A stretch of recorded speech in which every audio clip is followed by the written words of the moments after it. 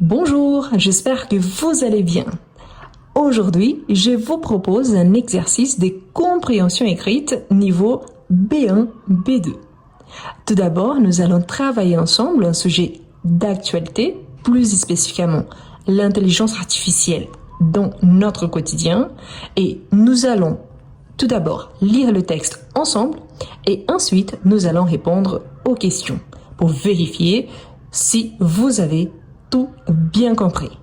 Si vous êtes nouveau ici, soyez le bienvenu. Je vous invite à vous abonner, à liker la vidéo et si possible, à devenir membre de la chaîne. Surtout, n'oubliez pas de laisser vos réponses en commentaire. Vous êtes prêts? C'est parti. Eh bien, on commence par le titre « L'intelligence artificielle dans notre quotidien ». Depuis quelques années, l'intelligence artificielle, ou IA, est de plus en plus présente dans notre vie de tous les jours. Au début, cela semblait un sujet réservé aux scientifiques ou aux films de science-fiction. Mais aujourd'hui, l'IA est partout, dans nos téléphones, nos voitures, nos maisons et même dans nos écoles et nos hôpitaux. Quand vous utilisez la reconnaissance vocale sur votre smartphone, c'est une forme d'intelligence artificielle. Quand vous recevez des recommandations de films sur une plateforme de streaming, c'est encore l'IA. Elle analyse vos choix et vous propose ce qui pourrait vous plaire. Cela peut sembler pratique et parfois un peu effrayant. Beaucoup de gens se demandent si cette technologie est une bonne chose. D'un côté, elle peut faciliter la vie. Par exemple, les médecins peuvent utiliser l'IA pour analyser plus rapidement des radios ou pour aider à poser un diagnostic. Dans les entreprises, elle peut automatiser certaines tâches répétitives et faire gagner du temps. Mais d'un autre côté, certains craignent que l'IA remplace les humains dans de nombreux métiers. Les chauffeurs, les caissiers, les traducteurs, plusieurs professions pourraient être transformées ou disparaître. Cela inquiète beaucoup de travailleurs. D'autres s'interrogent sur la protection des données personnelles. Que fait-on de toutes les informations qu'il y a collecte sur nous? L'un des grands défis aujourd'hui, c'est de trouver un équilibre. Utiliser l'intelligence artificielle pour améliorer nos vies, sans oublier l'éthique, la vie privée et les droits des travailleurs. Plusieurs pays commencent à mettre en place des lois pour mieux encadrer son utilisation. Et à l'école dans tout ça, certains enseignants utilisent déjà des outils d'IA pour créer des exercices ou corriger des copies. Les élèves, eux, peuvent poser des questions à des assistants virtuels. Mais attention, l'IA peut aider, mais elle ne remplace pas un professeur ni l'apprentissage réel. L'intelligence artificielle, c'est un outil. Elle peut être utile ou dangereuse, selon la façon dont on s'en sert. Ce n'est pas la machine qui décide, mais bien l'humain. Est-ce que vous êtes d'accord avec ce texte, surtout la conclusion? Laissez-moi un commentaire car nous allons commencer à répondre aux questions. Surtout si vous voulez avoir accès à ces documents, les fichiers, je vous invite à me rejoindre dans mon groupe Telegram. Comme ça, au moment du partage de la vidéo, je vous partagerai également les documents, le texte et les questions. D'accord? Donc, je vous laisse dans la description de la vidéo et également dans le premier commentaire épinglé. Donc, il y a le lien. Bien, voyons les questions et après, on va justifier en s'appuyant sur le texte. OK? Bon, répondez aux questions. La première question. Où trouve-t-on l'intelligence artificielle dans la vie quotidienne? A. Uniquement dans les hôpitaux. B. Dans les transports publics seulement. C. Dans les téléphones, voitures, maisons, écoles, etc. D. Principalement dans les films de science-fiction. Je vais vous faire une petite invitation. Posez votre vidéo un instant, répondez aux ces questions dans les commentaires et ensuite continuez votre vidéo pour vérifier si vous avez tout réussi et combien de bonnes réponses vous avez eu sur 6. D'accord? C'est un exercice excellent pour travailler la compréhension écrite. Bon, Revenons à notre texte, donc, où trouve-t-on l'intelligence artificielle dans la vie quotidienne? Attention, car ici, nous avons quelques indices. Vous voyez qu'il y a certains mots qui nous aident. Surtout ici, par exemple, vous voyez, on a les mots uniquement, seulement, principalement. Normalement, quand on a ces mots-là, normalement, on peut soupçonner. Pourquoi? Parce qu'ici, dans ces deux cas-là, on va limiter énormément.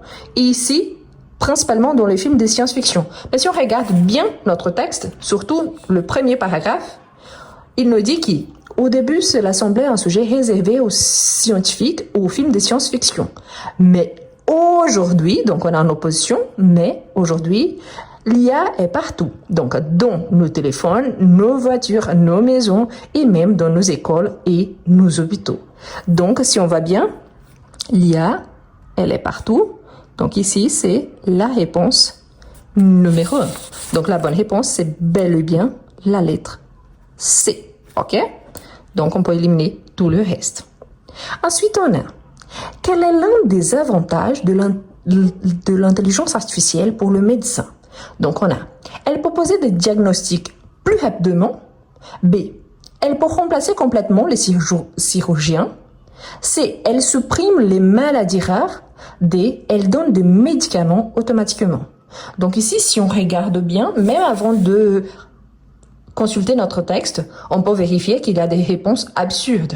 Comme par exemple, elle supprime les maladies rares. Ça n'existe pas. Elle donne des médicaments automatiquement. Non plus. Est-ce qu'une intelligence artificielle, elle peut remplacer complètement les chirurgiens? Non plus. Donc, elle peut poser des diagnostics plus rapidement. Allons-y nous appuyer sur notre texte. Donc ici, on a par exemple, donc ici, par exemple, les médecins peuvent utiliser l'IA pour analyser plus rapidement des radios ou pour aider à poser un diagnostic. Donc oui, ici, c'est la réponse numéro 2. Mais vous avez remarqué que même si je ne consultais pas mon texte, je serais capable de trouver la bonne réponse. Donc la bonne réponse ici, c'est la lettre A. Ensuite, on a, quelle est une inquiétude liée à l'intelligence artificielle? A, elle est trop lente à utiliser. B, elle pourrait faire disparaître certains emplois. C, elle consomme trop d'électricité. D, elle est trop chère pour les entreprises. Vous voyez qu'ici, dans ce texte, on parle beaucoup du prix, mais aussi de remplacement. Donc, elle est trop lente à utiliser. On ne dit pas vraiment dans les textes. Elle consomme trop d'électricité. Cette information, on ne l'a pas non plus dans notre texte. Donc, il nous reste deux réponses. Donc, on va barrer cette ici, trop lente et trop d'électricité. Elle pourrait faire disparaître certains emplois. Elle est trop chère pour les entreprises. Si on regarde bien, on a.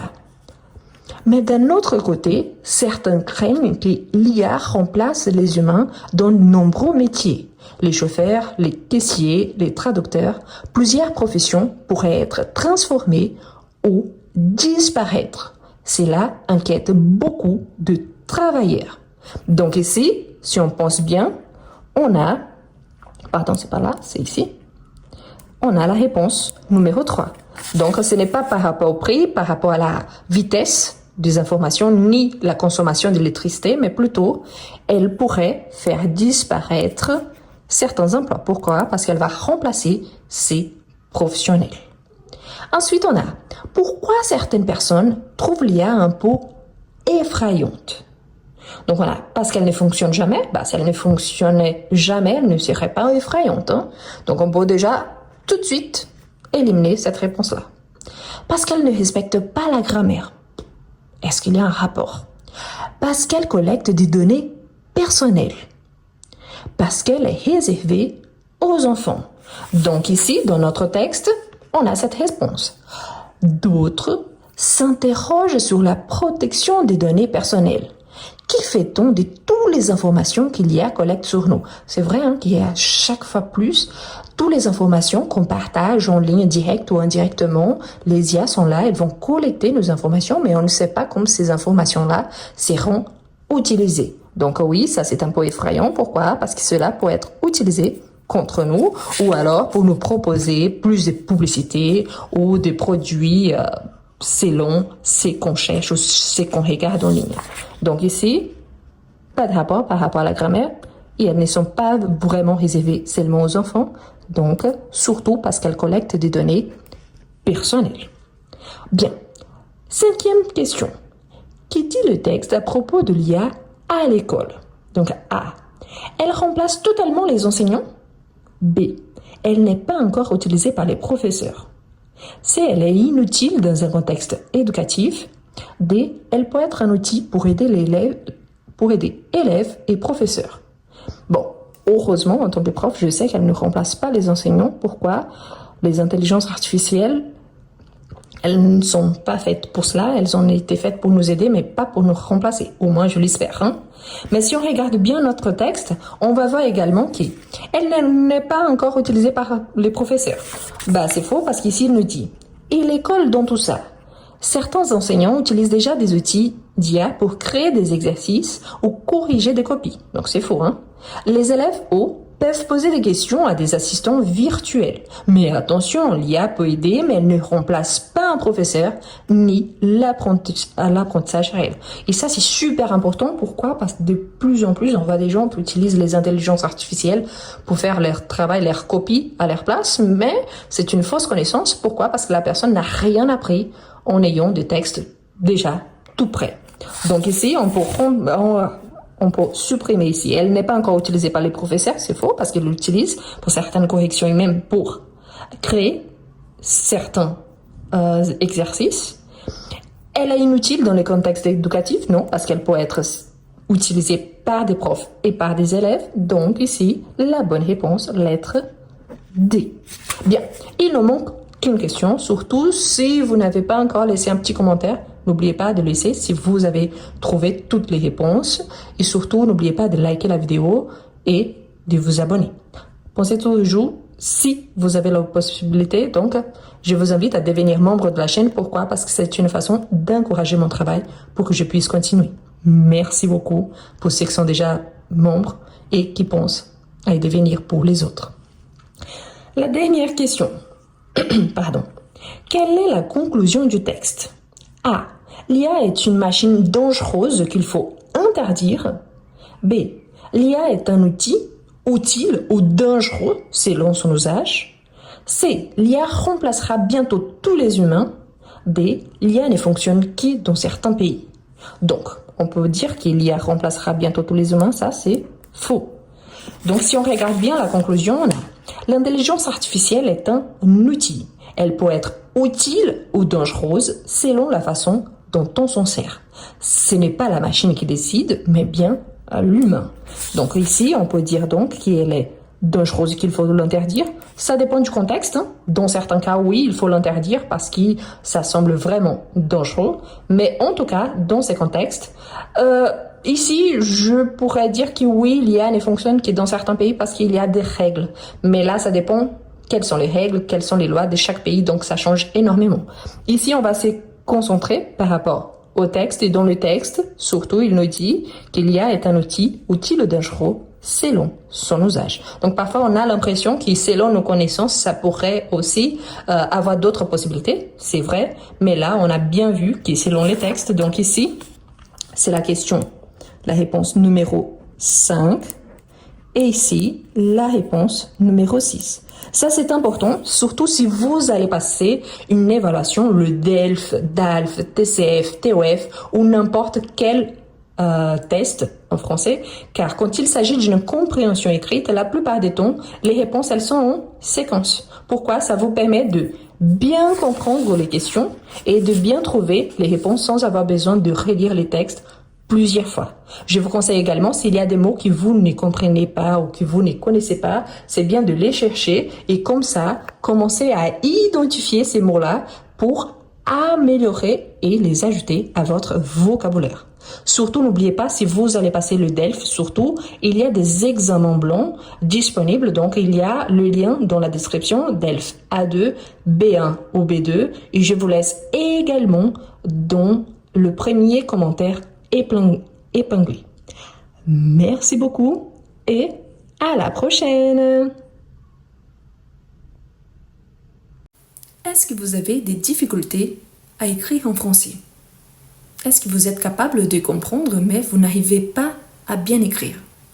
Vous êtes capable de lire en français mais vous avez du mal à développer un petit texte. Je vous présente Comment mieux écrire en français? Un livre conçu pour vous, quelqu'un qui aimerait bien écrire en français. Le livre présente 11 unités, parmi lesquelles vous retrouverez toujours des astuces précieuses pour améliorer votre niveau. À chaque fois, vous aurez des explications suivies des exemples et des suggestions de lecture. Et en plus, à chaque fois, il y a un exercice au niveau débutant, en fait plusieurs exercices, suivis des exercices au niveau intermédiaire. Ce qui vous permettra, si vous êtes débutant, d'avancer et si vous êtes intermédiaire, pas seulement d'avancer, mais aussi de réviser. Voilà les liens pour acquérir votre livre. Vous pouvez copier-coller sur votre page de recherche et vous pouvez le trouver aussi dans le premier commentaire et dans la description de cette vidéo.